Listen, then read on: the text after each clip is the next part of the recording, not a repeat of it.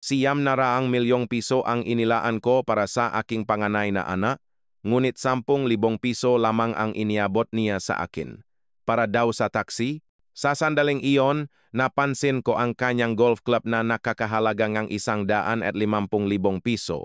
Nanlamig ang ₱10,000 hawak ko, kumikinang ang golf club ng aking anak. Ang manugang ko naman ay nakasuot ng blusang nakakahalaga ng mahigit ₱50,000. Ang sala ng kanilang penthouse sa BGC ay sobrang lawak na halos hindi ako makahinga. Naalala ko ang sobrang kinuha ko sa mailbox kaninang umaga. Nakasulat dito, abiso sa pagsasayos ng patent royalty mula sa isang global tech company, ₱1 bilyon. Ito ang perang na mula sa isang piyesang nilihang aking asawa 30 taon na ang nakalilipas. Isang piyesa na ginagamit na ngayon sa lahat ng smartwatch sa buong mundo. Hindi ko alam noon kung ano ang magiging tunay na pagkataon ng aking mga anak sa harap ng ganito kalaking pera. Gumising ako ng alas 5 ng madaling araw sa aking maliit na kuwarto sa isang masikip na lugar sa Caloocan.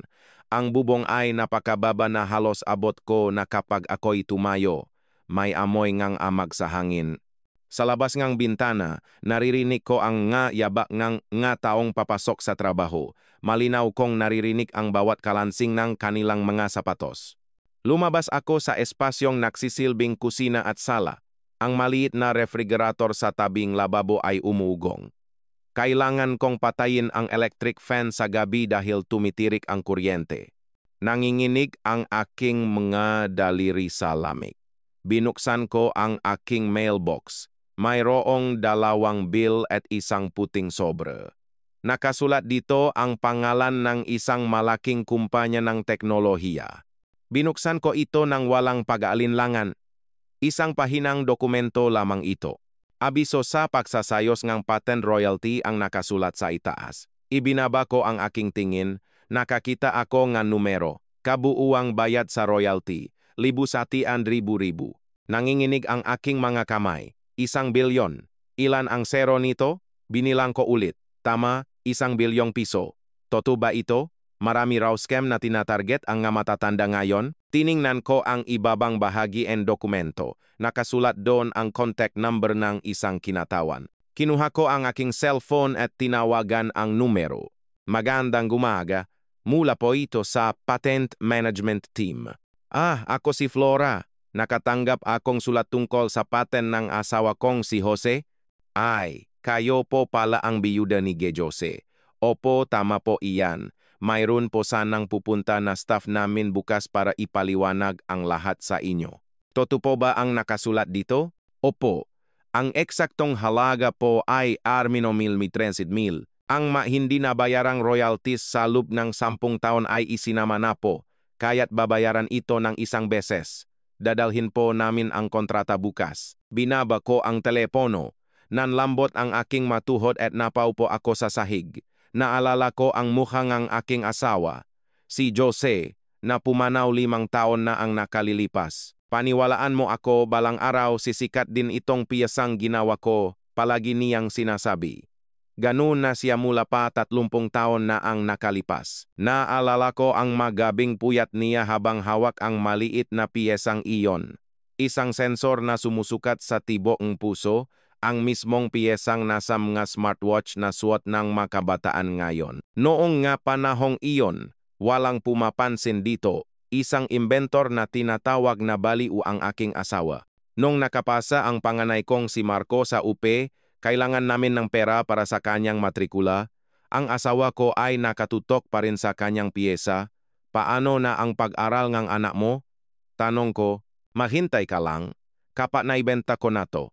Sa huli, ako ang nagsimulang magtrabaho sa isang karinderya mula alas 4 ng umaga hanggang alas 10 ng gabi. Kahit masakit ang aking likod at nakakasugat ang aking kamay, tiniis ko. Nung sinabi ng pangalawa kong anak na si Leo na gusto niyang maging chef, kailangan daw niyang mag-aral sa isang culinary school sa France. Kailangan namin ng ₱7,000,000. Paano natin pag-aralin ang pangalawa nating anak? Tanong ko. Kaunting tiis pa. Malapit nang sumabog ang swerte natin. Nagsimula akong magtrabaho bilang kasambahay. Nilinis ko ang nga banyo at sahig ng ibang tao.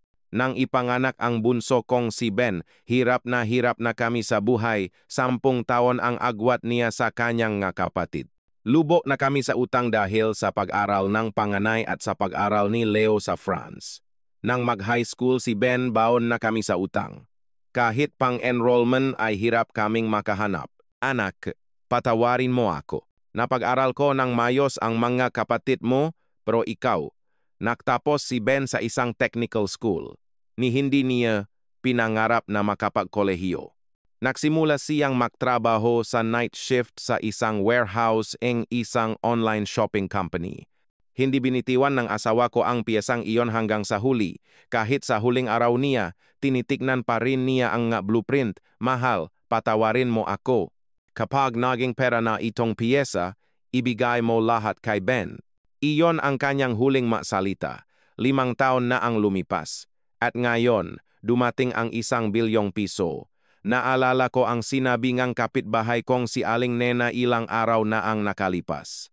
Flora, sa panahon ngayon, kapag marami kang pera, ang mga anak mo ang magiging magnanakaw, nasa loop lang ng bahay ang magnanakaw. Tinawanan ko lang siya nun, akala ko, hindi ganun ang mga anak ko.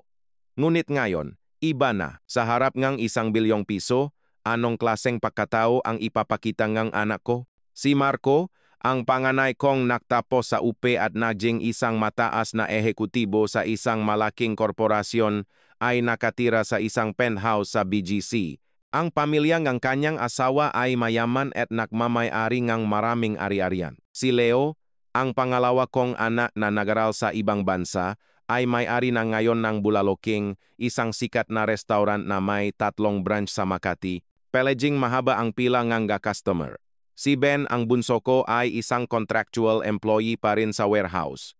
Nakatira siya sa isang inupahang maliit na kuwarto sa Caloocan kasama ang kanyang asawa at anak. Naalala ko ang mga mukhang 3 kong anak. Sino sa kanila ang hindi magbabago sa harap ng pera? Naalala ko ang madalas sabihin ng asawa ko noong nabubuhay pa siya. Mahal, ang tunay na pagkataong isang tao ay lumalabas sa harap ng pera. Ang mataong totoong nagmamahal sa iyo ay hindi ang mga mabait sa iyo kapag mayaman ka, kundi ang mga nanatili sa tabi mo kapag mahirap ka. Tumagos sa puso ko ang mga salitang iyon. Kinabukasan, 10:00 ng umaga, may kumatok sa pinto. 2 lalaking naka-Amerikana. Dala nila ang kontrata. Nanginginig ang kamay kong pumirma. Pagkatapos ng 3 araw, nakatanggap akong text sa aking cellphone.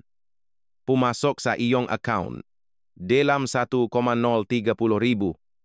Totunga, pumasok na ang pera. Nang gabing iyon, hindi ako makatulog. Naisip ko, ano kayang gagawin ng mga anak ko? Naalala ko ang sinabi ni Aling Nena, nasa loop lang ng bahay ang magnanakaw. Nakpasya ako, kinabukasan. 6:00 ng umaga, binuksan ko ang aking aparador at kinuha ang pinakaluma kong duster. Kupas na ito at punit-punit sa dulo. Tumingin ako sa salamin, mukha akong isang kawawang matanda. Kailangan ko ba talagang gawin ito? Nagalinlangan ako. Ngunit kailangan kong malaman kung ang pagtingin sa akin ng maanak ko ay dahil sa pagmamahal o dahil sa pera. Itinago ko ang kontrata sa ilalim ng aking bag at naghanda ng isang kasinungalingan. Kailangan ko ng 6,000 para sa isang malaking operasyon. Sumakay akong LRT papuntang BGC. Siksikan sa loob. Ang nga babae ay may bit-bit nam nga mamahaling bag. Ang nga lalaki ay nakatutok sa kanilang nga smartphone. Ako, sa aking lumang duster, ay nakatayo sa isang sulok. Iniwasan ako nga tao. Pagdating ko sa BGC, bumungat sa akin ang nagtataasang magusali. Ang bigat ng aking mapaa habang papalapit ako sa condominium ng aking panganay. Ano kaya ang ipapakita ni Marco sa harap ng 1 bilyong piso? Pagdating sa lobby, hinarang akong security guard. Tiningnan niya ako mula ulo hanggang paa. Sino po sila? Tumawag siya sa intercom. Matagal bago may sumagot. Sige po, paayatin niyo na. Pumasok ako sa elevator. Sa salamin nakita ko ang aking sarili, isang matandang babae sa isang kupas na duster, kaawa-awa. Huminto ang elevator sa ika-25 palapag. Kumatok ako sa pinto ang 2503. Matagal bago ito bumukas. Ang manugang kong si Isabel ang nagbukas, nakasuot ng puting blusa at perlas na kuwintas. Inay, malamig niyang bati. Ngumiti siya, ngunit hindi ang kanyang nga mata. Bakit po kayo napadala? Sana po tumawag kayo para nasundo namin kayo. Pumasok ako sa sala. Hindi ako makapaniwala sa lawak. Halos hindi ko makita ang dulo. Ang taas ng kisame ay may kumikinang na chandelier. Isang malaking telebisyon ang nakasabit sa dingding.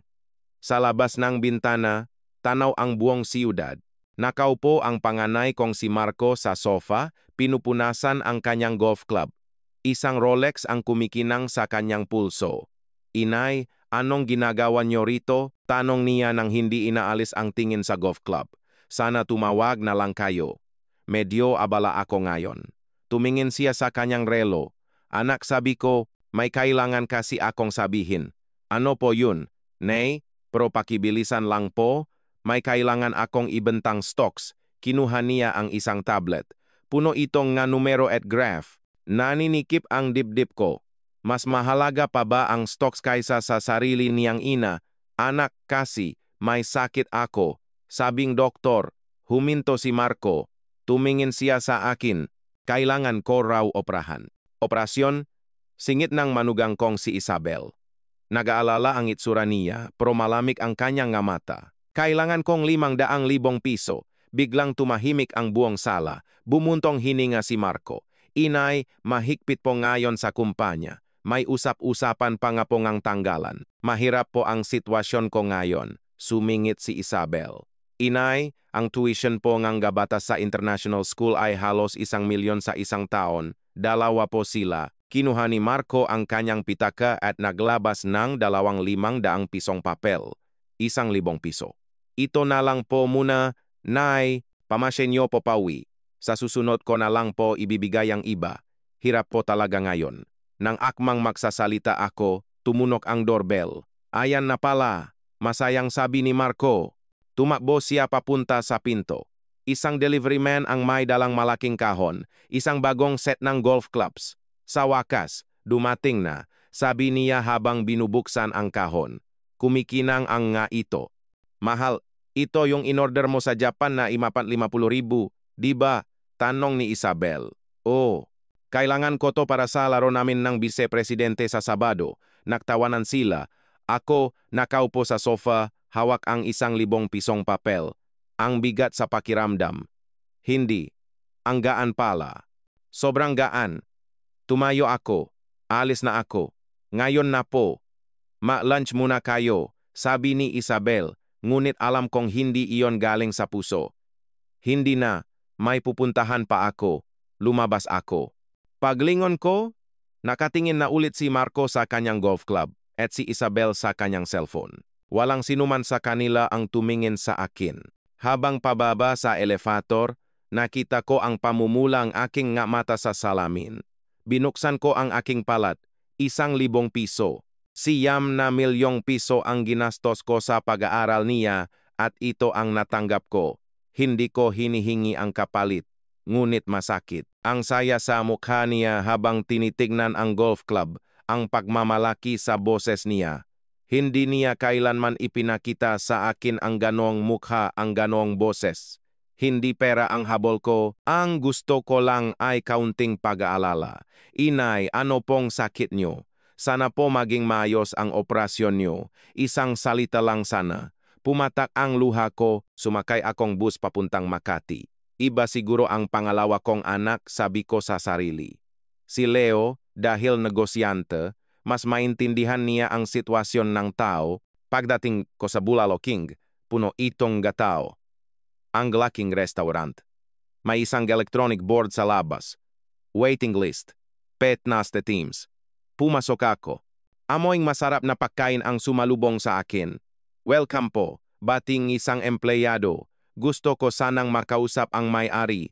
Naku, abala po siya ngayon. Ano pong kailangan nila sa kanya? Nanay niya ako. Ngumiti ang empleyado at tumakbo papunta sa kusina.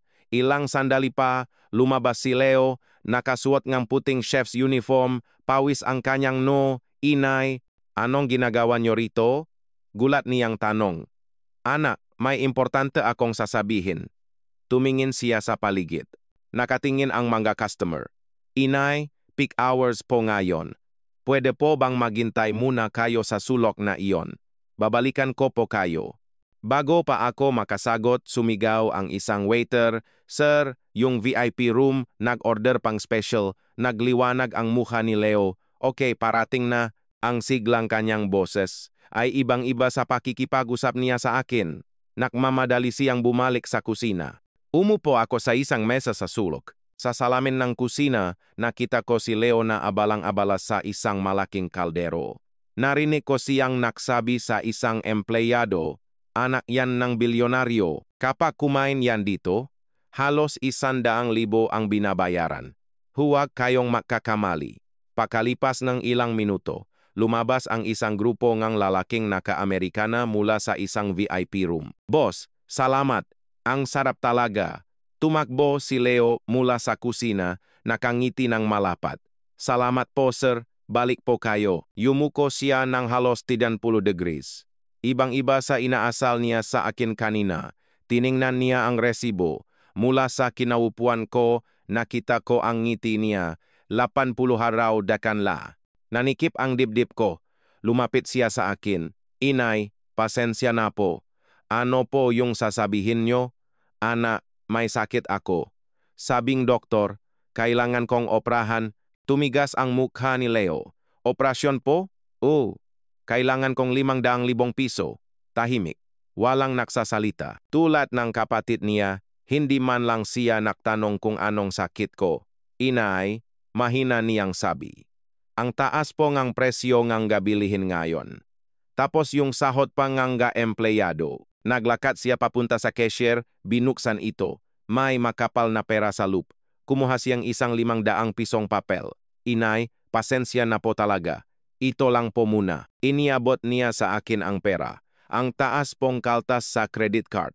Malaki po ang benta, pero maliit lang ang kita. Bakit hindi niyo po subukan kay Kuya Marco? Mas malaki naman po ang kita niya. Biglang may sumigaw na waiter. Sir, yung nga customer sa VIP room 2, magbabayad na raw po. Nakbago ang mukha ni Leo. Ngumiti siya ng malapat.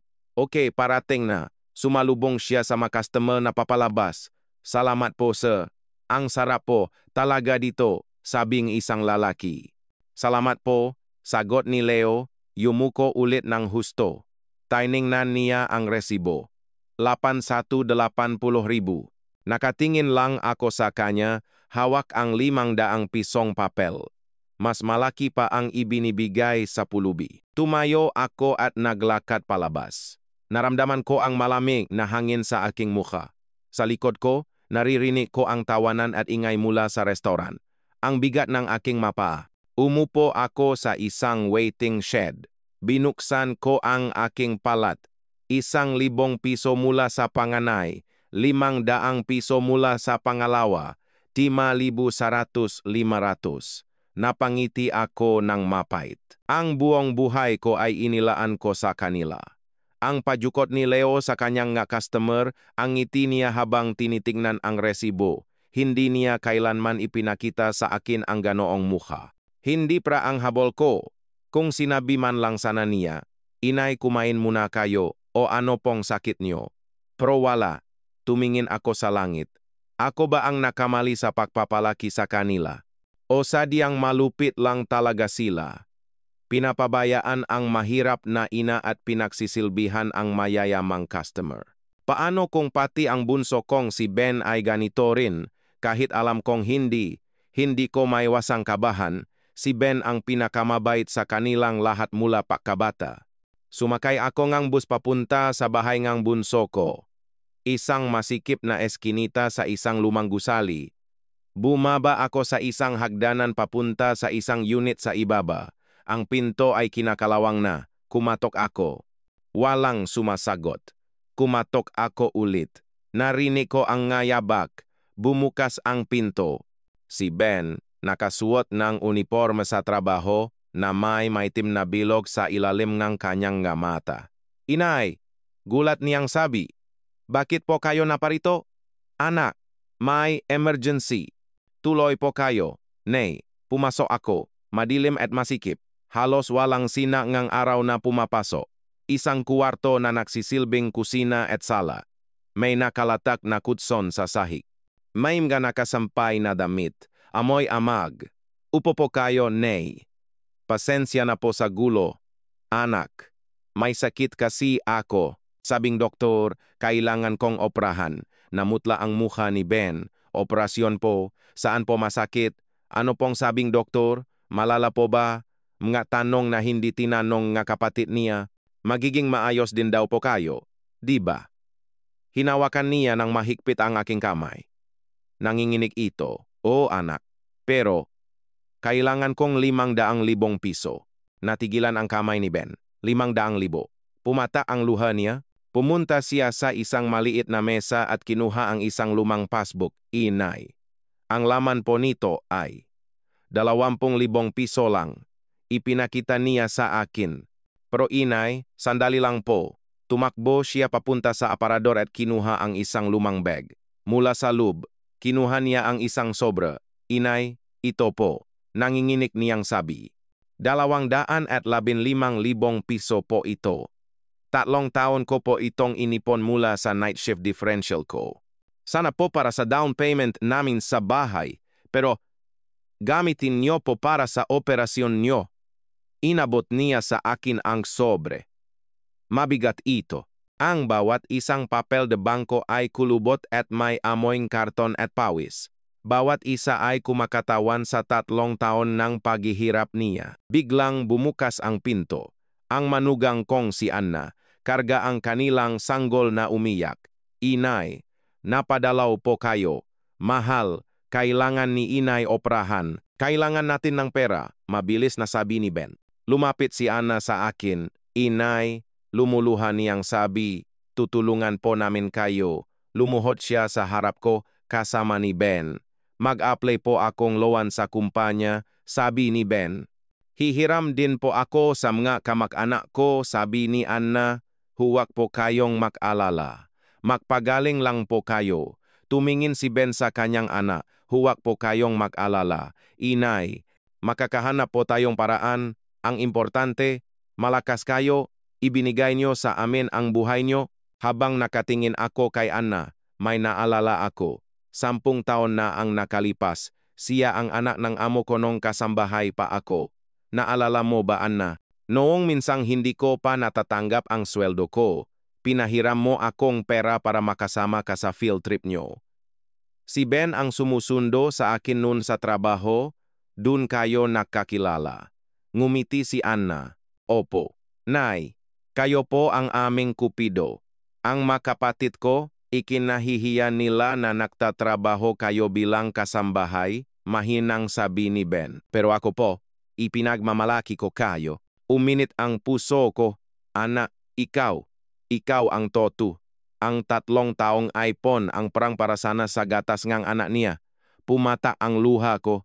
Kinuha ko ang sobramula sa aking bag. Oras na para sabihin ang toto.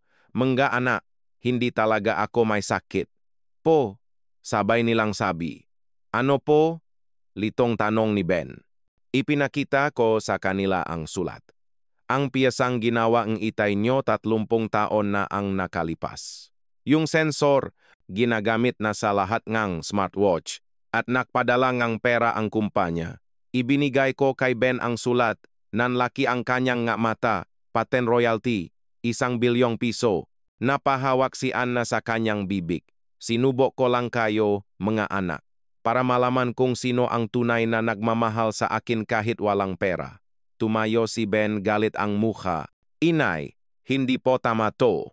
Bakit nyo po kami sinubo ng ganito? Ano pong tingin nyo sa amin? Dahil pinabayaan kayo ni na kuya, akala nyo ganun din ako?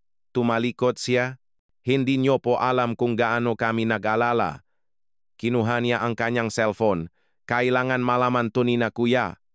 Huwag mahal, sabi ni Anna. Kailangan nilang malaman, malami na sabi ni Ben.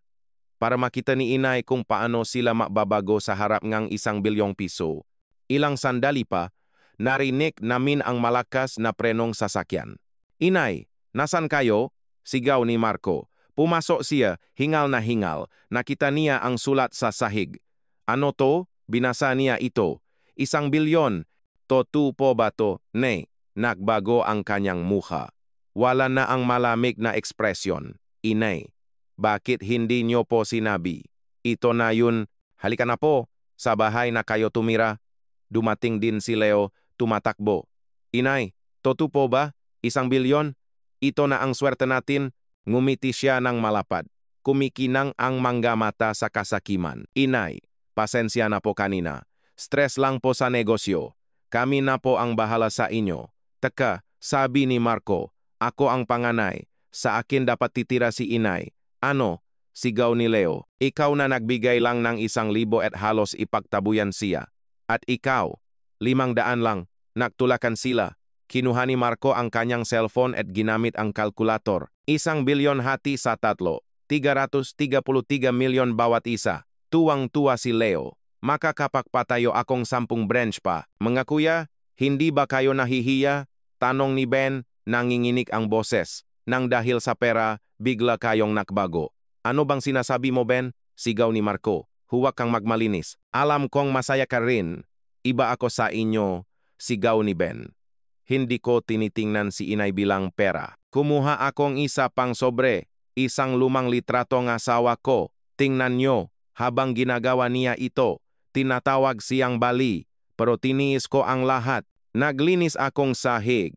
Naglaba para lang makapagtapos ka, Marco. Para makapaaral ka sa Friends, Leo. Nang minsang mahimatay ako sa pagod at isinugot sa ospital, nasaan kayo? Si Ben, na high school pa lang noon, ang nagbantay sa akin. Sinabi niya, Inay, hindi na po ako mag-aral. Ako na po ang magtatrabaho para sa inyo. Kinuha ko ang isang dokumento. At ito, ang huling habilin ngang itay nyo. Nakasulat dito na lahat ng kikitain ng piyesang ito ay mapupunta sa bunso naming anak na si Ben dahil napag-aral na namin kayong dalawa pero siya ay napabayaan namin. Namutla ang mukha ni na Marco at Leo. Ang 1 bilyong pisong ito ay mapupunta lahat kay Ben at sa kanyang pamilya, mariin kong sabi. Ano? Sabay nilang sigaw, lumuhot si Leo. Inay, paano naman kami? Kahit 1 milyon lang po? Hindi sabi ko, tumayo si Marco, hindi po yan patas. May karapatan din kami sa batas. Buhay pa ako. Anong pinagsasabi ninyong mana? Sigaw ko. Nasisiraan na yata kayong bait. Nay, sabi ni Marco. Natigilan ang lahat. Anong sabi mo? Malamig kong tanong. Umalis na kayo, hindi ko na kayo maana. Umalis sila, nakmamakaawa. Pakalipas ngang 1 linggo bumalik sila, payat at mukhang pagod, lumuhot sila. Inay, patawarin niyo po kami. Nakamali po kami. Talaga bang nagsisisi kayo? O dahil sa pera? Tanong ko. Hindi po, Nay. Nagsisisi po talaga kami.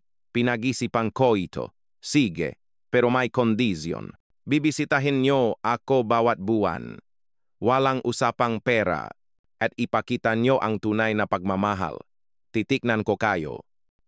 Sa loob ng 1 taon, ginawa nila iyon. Noong una, awkward. Ngunit unti-unti, nagbago sila. Nagdadala si Marcong prutas. Nagdadala si Leo ng ulam. Minsan, dinalhan ako ni Marco ng niluto niyang sopas. Minsan, dinalhan ako ni Leo ng kumot. Isang araw, naaya si Marco na maglakat-lakat kami. Umamin siya, Inay, ngayon ko lang naintindihan. Akala ko, obligasyon yo na magsakripisyo. Ngayon ko lang nakita kung gaano ako kasama. Isang araw, isinara ni Leo ang kanyang restoran para lang ipagluto ako. Para sa inyo lang po ang araw na ito. Nay, dun, sa unang pagkakataon sa maraming taon, niyakap niya ako. Mahal kita, Nay. Mahal din kita, anak, sagot ko, lumuluha. Ngayon, 1 taon na ang nakalipas, at masaya na kaming nagsasama-sama. Ang panganay ko, si Marco kasama ang kanyang asawang si Isabel, ay natutong pahalagahan ang pamilya higit sa pera. Si Leo ay natutong unahin ang tao bago ang kita. At si Ben, ang bunso ko, kasama ang kanyang pamilya, ang naging pundasyon ng aming muling nabuong pamilya. Naalala ko ang 3 halaga ng pera noong araw na iyon. 1,000 piso, 500 piso, at 215,000 piso. Ang pera nga nakatatanda kong ana ay prangkayang ibigay sa loop ngang 3 segundo. Ang pera ngang bunso ko ay may kasamang 3 taon ng pawis at pangarap. Hindi ang halaga ang mahalaga, kundi ang laki ngang puso sa likod nito. Ang tunay na kayamanan ay hindi nasusukat sa pera, kundi sa pamilyang nagmamahalan. At ngayon, masasabi kong ako na ang pinakamayamang ina sa buong mundo.